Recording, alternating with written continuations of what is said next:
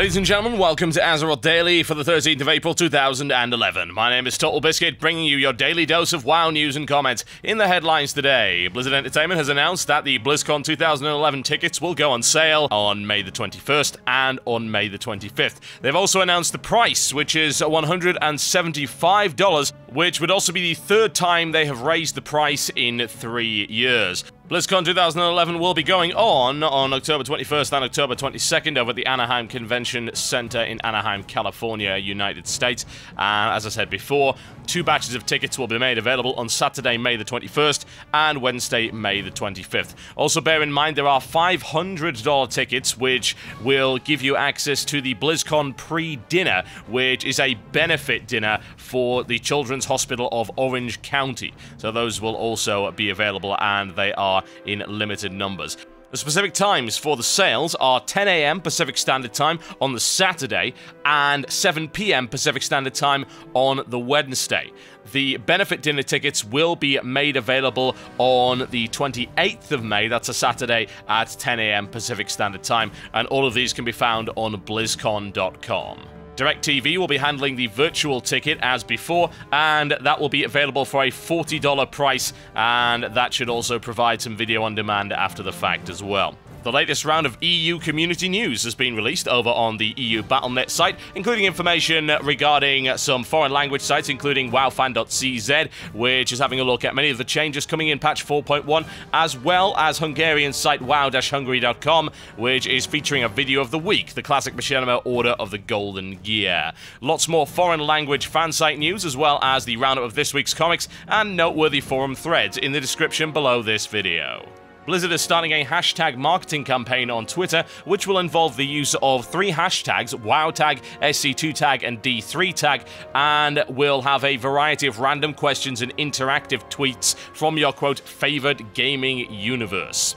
And all the responses have to be sent in with the hashtag, and let's be completely honest, the reason they're doing this is to try and get one of these trending on Twitter in order to raise brand awareness. Since there's actually no contest here and there's nothing to win, I'm not entirely sure why people would be so interested in it, but hey, there you go, each to their own. And with that, it's time for your Daily Blues.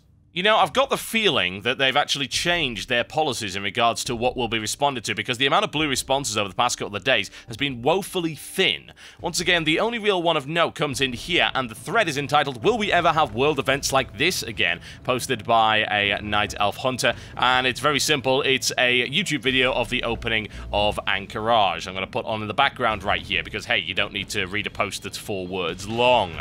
In the meantime, we can have a look at the Blizzard response to this from Vaneras, which is world events have happened several times throughout the history of the game, and all of them have been quite different from one another. More world events will surely happen in the future, however they may not be the same as the Gates of Anchorage. Vaneras claims it's really hard to predict exactly what the events will entail. They might be like Gates of Anchorage, they might not, and really this post actually provides more questions than answers. But it's a worthwhile thread to read nonetheless, since there's a nice little bit of debating going on as to exactly what is a viable world event. Personally, anything that lags the server out so much that it falls flat on its face, to me, is a grand world event. Kind of like Trollfest. And with that, it's time for your daily grind. Today we'll be starting a lengthy and in-depth look at some of the quests over in Westfall, and there are many fantastic ones to check out. And we'll start with this one called "Murder Was the Case That They Gave Me." And this line is going to take you through to a fairly epic conclusion, that I can guarantee. And in this particular line, you are actually looking to try and find out some information from the local hobos.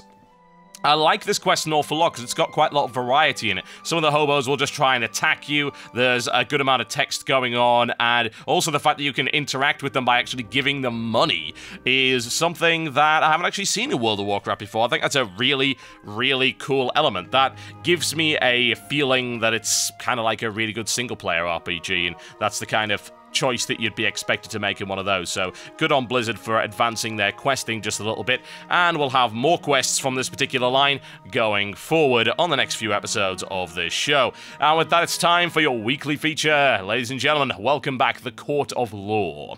It has been a while. It certainly has been a while since we've done this one. However, we're going to go into this right now and continue the series on the capital cities of the world. And this one's going to be a lore piece about Stormwind. The Kingdom of Stormwind, also called the Kingdom of Azeroth, is a human kingdom, nation, and country on the continent of the Eastern Kingdoms, with its capital being Stormwind City. Originally settled by the descendants of the Arathi, Stormwind flourished until the First War, when it was conquered and laid to waste by the Orcish horde. The nation of Stormwind was originally founded approximately a millennium before the First War by the descendants of the Arathi bloodline, who had migrated south from the nation of Arathor. It had a long and peaceful history, with the king served loyally by the Knights of the Brotherhood of the Horse and the clerics of the Holy Order of Northshire. Prior to the First War, the Rin dynasty ruled over the entire kingdom. After a long and bloody war, which cost the lives of both King Rin III and his son King Lane Rin, the Orcs overran the entire kingdom, forcing the survivors under the leadership of Anduin Lothar to flee to the shores of Lordaeron. It was not until the end of the Second War that the city was reclaimed and rebuilding could begin. The rebuilding of Stormwind required an army of artisans and engineers to rebuild the city. With Stormwind restored to its former glory, the workers gathered to request payment for their services. The nobles of Stormwind, who appeared to be under the influence of the Black Dragon Onyxia in her disguise as Lady Katrina Prester, refused to adequately pay the workers, sparking a riot and causing the workers to be banished from the city. These disgruntled craftsmen, led by Edwin Van Cleef and later his daughter Vanessa, formed the Defias Brotherhood, a gang of outlaws, thieves, and bandits that plague the areas around Stormwind to this day in their quest for revenge. Onyxia would later recruit the Defias in her plot to kidnap the King of Stormwind, Varian Rin. Stormwind has come under attack several times since its rebuilding, twice repelling the forces of the Scourge sent by Arthas to destroy the city, and by Deathwing. The results of this latter attack can still be seen on the city in the destruction of Stormwind Park and major damage to the Valley of Heroes. Stormwind is once again in the process of rebuilding, however nobody knows when the next deadly attack will occur. Now, with that, it's time for the mailbox. This one comes in from a very annoyed troll hunter, which I'm fairly sure is not his real name, and he says, "Dear TB, firstly, I'd like to say that I love the show, but I guess you always hear that. Anyway, I saw on Azeroth Daily that you think anything that removes uniqueness is bad, so I was wondering what you thought about the 4.1 patch giving the Death Charger's reigns as a chance in Call to Arms. I farmed Stratum so many times to get it, but I'm worried that in 4.1 every tank will run heroics, and all through Orgrimmar there will be hundreds of blue skeletal horses from people who, in my opinion, don't deserve it. I know that's the same drop rate as in Stratum, but it doesn't really justify making it available by doing something which everybody does. Do you think I'm whining, or is this going to be a problem?" Well, I can certainly see why you would be upset by that. And yes, you're absolutely right, this does affect the uniqueness of your particular character, which is definitely unfortunate. I think that the fact that they're letting you get it from Call to Arms is problematic, because they could very well and very easily just take those items and do something with them that would set them apart from the original items, and it really only needs to be a recolor and a rename. You say you take the Death Charger's reins that you just said, their little blue horsey, well, let's change it. Let's make the new version bright orange, or black, or just something. It doesn't require an awful lot of effort, and it just requires them to duplicate it in the database, give it a different name, give it a different color, done. That's all that's really required, and then the people that have the Death Charger's reigns, they continue to have their uniqueness, and those who get it through the Call to Arms system get a different mount. So what you actually do is you increase the amount of variety in the game as opposed to decrease it. Now, it's very surprising that they are not doing that. I really hope that they take another look at it and realize that giving these items away to people that didn't do what was required in order to get them is bad, but that the solution is really simple and requires very little effort. So why not? I mean, that makes mount collectors happy as well, because it puts more mounts in the game that they can get a hold of, more variety, different colors, maybe even change the texture just a little bit. You don't have to go nuts. You don't have to design a completely new mount from scratch. All you need to do is recolor it and rename it in order to make it sufficiently unique again, and as well as preserve the uniqueness of people that did this older content in order to get a very hard to acquire mount like the Death Charger's reigns. This one comes in from Cody, who says, "Dear TotalBiscuit, with the recent announcement of the Call to Arms system, once again, me and a few of my friends, as well as some people on the forums, have discussed the fundamental flaws with the system, such as its unfairness to DPS and the fact that it's only a temporary solution to a long-term problem. as well as other problems the system has. As we were talking, we discussed a possible solution to giving more classes a tanking spec. Examples were given such as Beast Mastery Hunters and Enhancement Shaman, perhaps even Combat Rogues and Demonology Warlocks. Do you think that adding more tanking specs is a viable solution to the long-term queue time problem of the DPS specs, or are we just dreaming? Well, the problem we've got there is that that throws a massive balance problem into the mix, and you also take away from the ability for a lot of other tanking classes to actually get into raid groups, for instance. The fact that they are a tanking class is valuable. If everyone and their mother can tank, kind of like they can DPS, then you're going to run into problems. Now, you don't need that many tanks in a raid group, but you do need a lot of DPS, so it's okay that every class has a DPS spec of some sort. It's not such a good idea that every class would have a tanking spec. This game is built on the holy trinity of tanking, healing, and DPS, and you can't really mess with that all that much. I think the problem is, more so than anything, that tanking just isn't fun, and people don't actually like the responsibility of being the tank.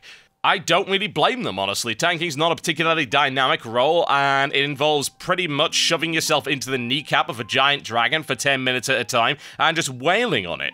And that's not actually all that entertaining, as far as I can tell. I'm sorry, it just isn't. And maybe some of the tanks here will disagree with me, in which case feel free to leave a comment in the comments section below. But whatever the case, there has got to be a better solution than just giving some tanking talents to various different specs. And bear in mind, that also affects the DPS classes. What if you happen to be a Beast Mastery Hunter, then suddenly your spec gets repurposed for tanking? You'd probably be like, well, I liked being a Beast Mastery Hunter to do damage. Why can't I do that? I know it kind of works for druids, but they've got forms to shift into, so that's a different matter entirely. I don't think that's a particularly good idea. As regards to its unfairness to the DPS classes, it's not really unfair, is it? It's supposed to make it so that you guys don't have to wait as long. I'm a DPS class as well. I've only ever been a DPS class, and I don't have a problem with tanks being rewarded for their time more so than DPS classes, particularly since the rewards, they're pointless. They're non-combat pets and flasks and gems. I mean, who gives a damn, really? It's not really a big deal. They're not going to give you a huge advantage over everyone else, so I don't see that as being unfair in any way. Okay, folks, that's me done for the day. Thank you very much for watching Azeroth Daily. Please remember to thumb it up and favorite it if you happen to like it. And just FYI, there may not be an episode on Friday because I'm going down to Birmingham for the Gadget Show event. That's the Gadget Show Live down in the NEC. I'll be near the Alienware stand. We'll be casting the StarCraft 2 tournament from there. Myself and Diapollo should be there. So if you happen to be down at the Gadget Show, then please feel free to say hi. That's on Saturday and Sunday. I do have to travel down there night before. It's impossible to get there from Newcastle anyway. If you want to be there for 9 in the morning, it's just not going to happen. So I'll try and get an episode out, but I can't really promise anything. If anything, I'll just get a short one out. But we'll see. It depends. I mean, I've got a few hours before I need to leave for the train, but it really depends on how things are going with the production and everything like that. So thanks a lot, guys. I'll see you next time.